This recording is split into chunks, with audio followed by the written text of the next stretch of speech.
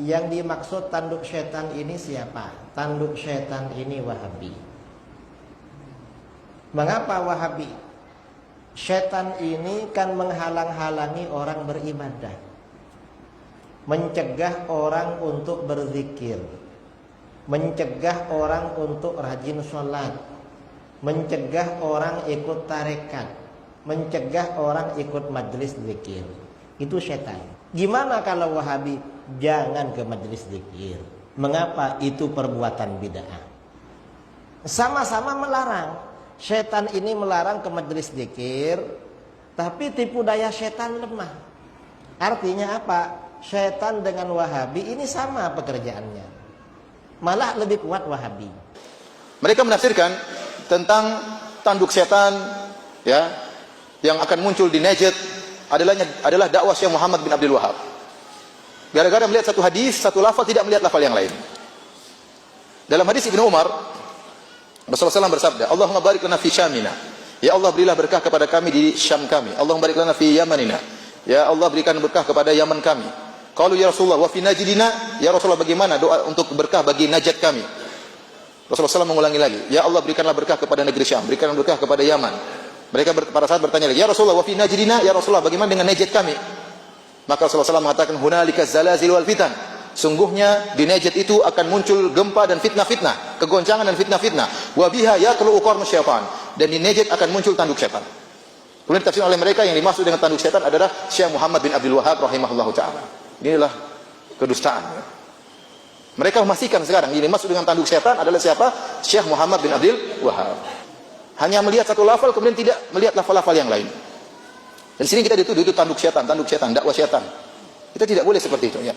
Dalam riwayat yang lain sangat jelas. Ya Rasulullah, wa fi Iraqina. Tadi riwayat yang lain, ya Rasulullah, bagaimana dengan Najd kami?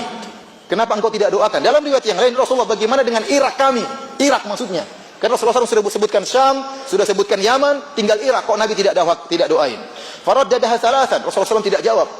Sampai sahabat mengulangi 3 kali, ya Rasulullah, kenapa engkau tidak mendoakan Irak? Maka Rasulullah SAW berkata, bihaz zalazil wal fitan. Sungguhnya di Irak itu akan muncul kegoncangan dan fitnah-fitnah. Wa fiha yatlu qarnu syaitan. Dan di situ akan muncul tanduk setan. Ternyata yang dimaksud dengan Najd itu bukan Najd di Arab Saudi, tapi Najd di mana?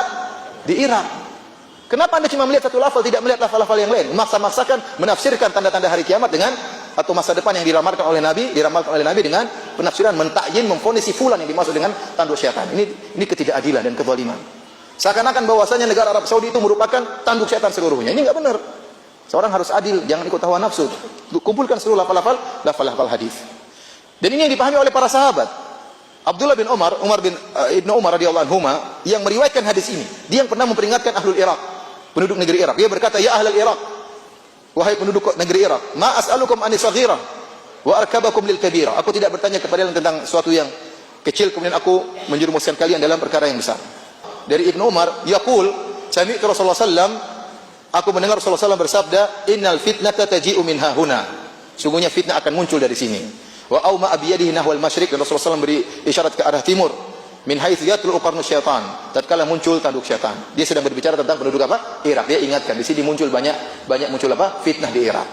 Jadi yang dimaksud dengan tanduk syaitan bukanlah di Najd Arab Saudi, tapi di mana? Di Irak. Dan kenyataannya benar. Lihat apa yang terjadi di Irak. Utsman bin Affan radhiyallahu anhu dibunuh oleh orang-orang yang datang dari Irak. Mereka berkumpul kemudian datang membunuh Utsman bin Affan. Kemudian juga Husain radhiyallahu anhu dibunuh di Karbala, dan itu juga di mana? Di Irak. Kemudian orang-orang Khawarij kabur menuju ke Irak. Kemudian firqah Al-Qadariyah, Al-Jahmiyah, Al-Mu'tazilah semuanya muncul dari Irak. Kemudian fitnah Al-Mukhtar yang pernah ngaku sebagai nabi juga munculnya di mana? Di Irak.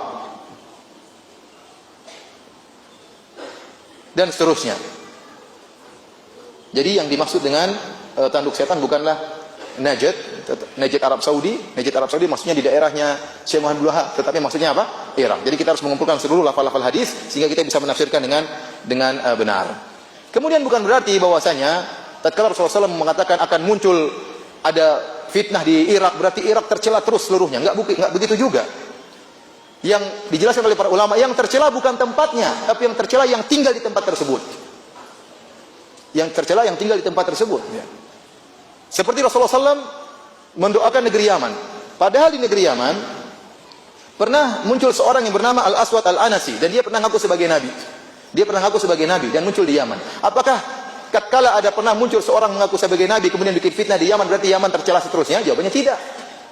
Bukankah kota Madinah pernah ditinggali oleh orang Yahudi, pernah ditinggali oleh orang munafik? Apa kota Madinah menjadi tercela? Tidak. Yang dicela bukan tempatnya, yang dicela apa? Yang tinggal di situ. Taruhlah benar bahwasanya ada kerusakan pernah muncul di Arab Saudi. Ya, seperti mereka katakan munculnya nabi palsu Musailimah Al-Kadzdzab. Ya, thayyib, kalau Musailimah Al-Kadzdzab pernah muncul dari Arab Saudi, apakah menjadikan Arab Saudi tercela terus? Jawabannya tidak. Berarti tempat tersebut tercela sampai hari kiamat, pusat kekufuran sampai hari kiamat? Jawabannya tidak. Irak pun demikian. Oleh karenanya banyak ulama yang tinggal di Irak. Abu Hanifah Al-Kufi tinggal di mana? Di Irak. Ya. Banyak ulama, sebagian sahabat pergi ke Irak. Husain saja ingin pergi ke Irak waktu itu. Kemudian siapa juga? Imam Syafi'i rahimahullahu taala pernah pergi ke Irak untuk belajar. Benar Irak sumber fitnah, tapi kita bukan berarti setiap saat fitnah terus, setiap saat sesat terus. Ini tidak benar.